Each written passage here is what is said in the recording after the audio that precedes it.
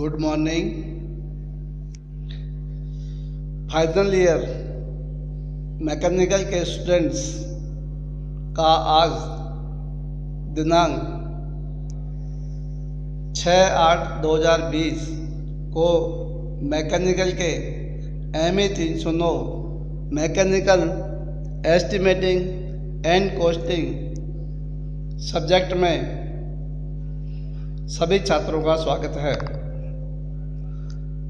आज हम चर्चा करने जा रहे हैं यूनिट 5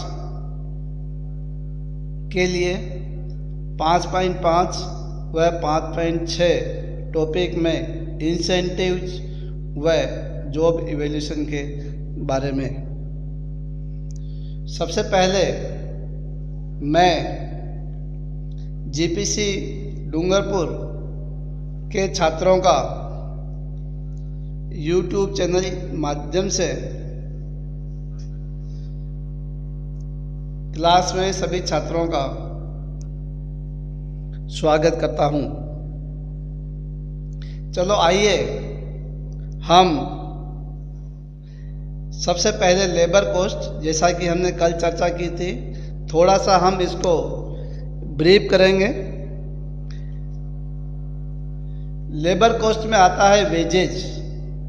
उत्पादन में श्रमिकों द्वारा किए गए कार्य का मालिकों द्वारा किया गया भुगतान वेजेज कहलाता है। इसमें वेजेज अर्थात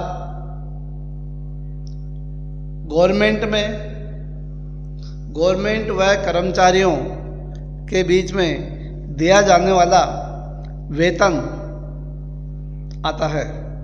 इंडस्ट्री में हम इसको इस तरीके से समझ सकते हैं कि प्रत्येक इंडस्ट्री में उसमें काम करने वाले वर्कर्स को उनका मेहनताना दिया जाता है। इसी मेहनताना को हम वेजेस कहते हैं। यह मांग और पूर्ति के आधार पर कर्मचारी व नियोक्ता के बीच, क्योंकि इंडस्ट्री में मोल भाव होता है, किसी की क्षमता देखकर किसी को पेमेंट कुछ दिया जाता है, दूसरे को पेमेंट उसके अनुभव के आधार पर कम या ज़्यादा भी दिया जा सकता है। वेजेज में हम दो डिस्ट्रीब्यूशन करते हैं, दो तरह से वेजेज दी जाती है। कई इंडस्ट्रीज में टाइम रेट सिस्टम से मजदूरी दी जाती है। इसको हम इस तरीके से उदाहरण से समझ सकते हैं कि हमने किसी व्यक्ति को काम करने के लिए बुलाया, 8 घंटे की उसकी कार्य करने का समय होता है और दिन भर काम करने के बाद उसकी मजदूरी हम 500 रुपये या 600 रुपये देते हैं।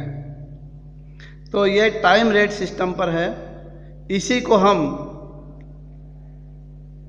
मंथली भी दे सकते हैं, वीकली भी दे सकते हैं, या कई बार हम इसको आजकल जो चल रहा है सिस्टम उसमें पैकेज में बात करते हैं।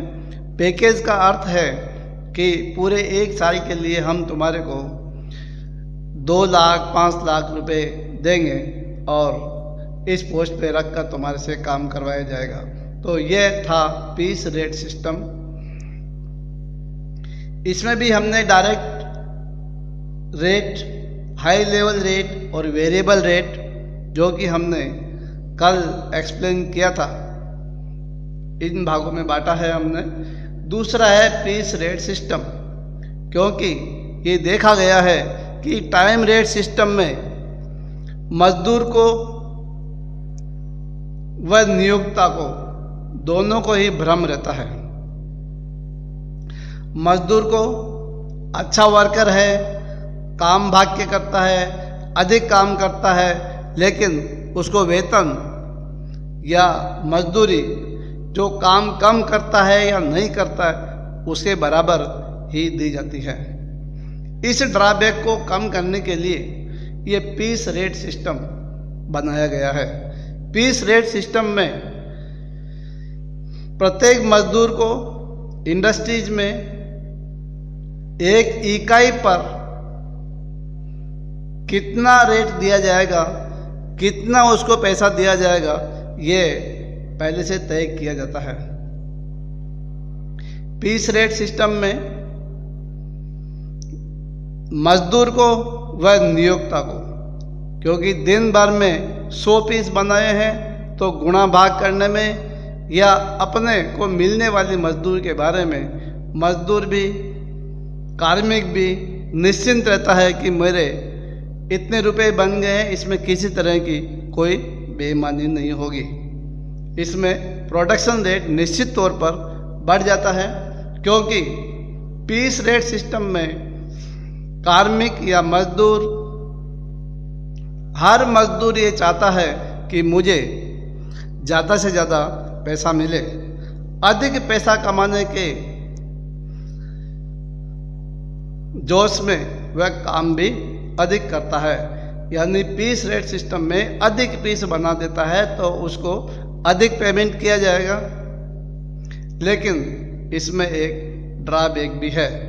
ड्रॉबैक यह है कि पीस रेट सिस्टम में लेबर द्वारा या कार्मिक द्वारा उत्पादन की दर तो बढ़ाई जा रही है, लेकिन क्वालिटी पे ध्यान नहीं दिया जा रहा है। जल्दी काम करने के चक्कर में मजदूर कई चीज़ों को बिना देखे काम करता रहता है, जैसे क्वालिटी बदल जाती है, प्रोडक्ट की पुअर क्वालिटी आ जाती है, कभी कभी ध्यान नहीं रखने के चक्कर में या अधिक पीस प्रोड्यूस करने के चक्कर में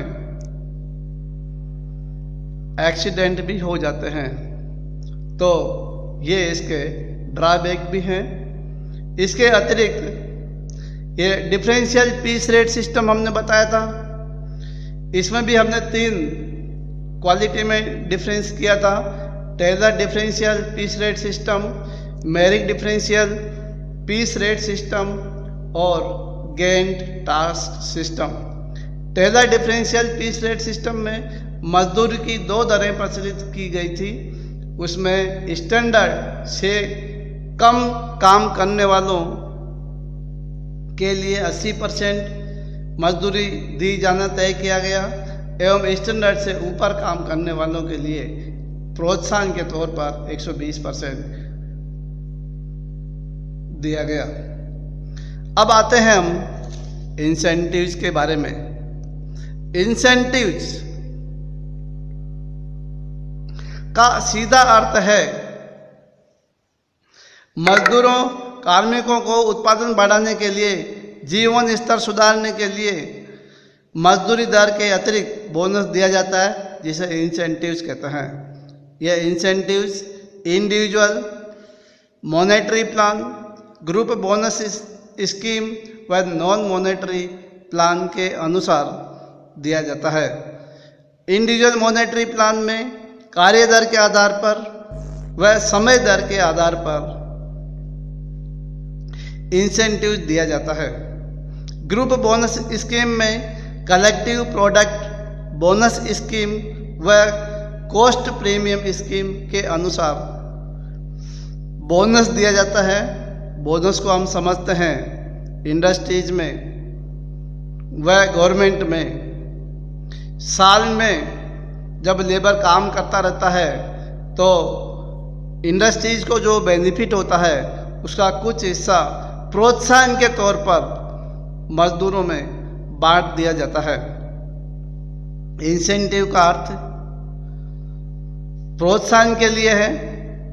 कभी कभी फैसिलिटी बढ़ा दी जाती है, किसी के लिए इंक्रीमेंट बढ़ा दिया जाता है। कई बार होली दिवाली पर प्रोत्साहन के तौर पर मजदूरों को कुछ पेमेंट का भुगतान भी इंडस्ट्री द्वारा किया जाता है। तो ये इंसेंटिव्स या चिकित्सा सुविधाएं भी बढ़ाई जाती है। तो ये इंसेंटिव्स के तौर पर मजदूरों को जो अतिरिक्त भुगतान, उनकी मजदूरी के अलावा अतिरिक्त भुगतान किया जाता है, ये इंसेंटिव वेजेस का पार्ट है।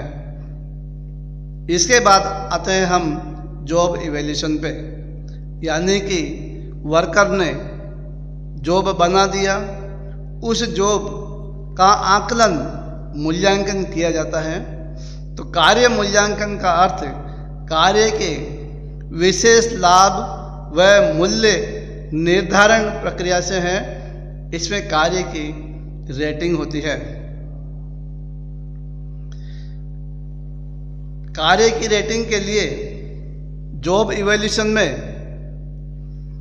हमने 2 तरीके अपनाए जाते हैं इंडस्ट्रीज में। सभी इंडस्ट्रीज में जॉब का इवैल्यूएशन होता है। जो भी जॉब तैयार होता है उसका निरीक्षण होता है। निरीक्षण होने के बाद उसका मूल्यांकन किया जाता है। मूल्यांकन में 2 तरीके अपनाए जाते हैं। Non quantitative method, non quantitative method यानी कि अमात्रात्मक तरीका। दूसरा है quantitative method.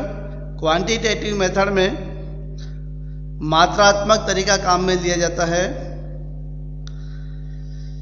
Non quantitative method में 2 तरीके से सभी जॉब का मूल्यांकन किया जाता है। पहला है रैंकिंग। रैंकिंग का अर्थ यह हुआ कि अच्छे जॉब अलग कर दिए जाते हैं, सबसे बेकार जॉब अलग कर दिए जाते हैं, वह मीडियम जिनमें किसी तरह के डिफेक्ट नहीं होने के बाद भी क्वालिटी मीडियम तरीके की प्राप्त हुई है तो उनको अलग रख दिया जाता है और इनको A, B व C की श्रेणी में रख दिया जाता है। A ग्रेड यानी उच्च क्वालिटी के जॉब हैं, उनका मूल्यांकन करते समय ध्यान रखा जाता है। ये उच्च गुणवत्ता वाले जॉब हैं एवं C ग्रेड वाले जो कि सबसे पुअर क्वालिटी के हैं, उनकी रैंकिंग में सबसे पीछे रखा जाता है। क्लासिफिकेशन में भी हम नॉन क्वांटिटेटिव मेथड में सभी जॉब का क्लासिफिकेशन भी करते हैं। क्लासिफिकेशन में लेबर द्वारा बनाए जाने वाले जॉब के बारे में जॉब की क्वालिटी देखी जाती है। जॉब को बनाने वाले का स्तर देखा जाता है, उसकी योग्यता देखी जाती है। समय यानी कि कितना समय दिया गया है यह भी देखा जाता है। फिजिकल मेंटलिटी और मेंटलिटी भी लेबर की देखी जाती है। दूसरा मेथड है हमारा क्वांटिटेटिव मेथड। इसमें 2 तरीके हैं, फैक्टर कंपैरिजन मेथड और पॉइंट रेटिंग मेथड।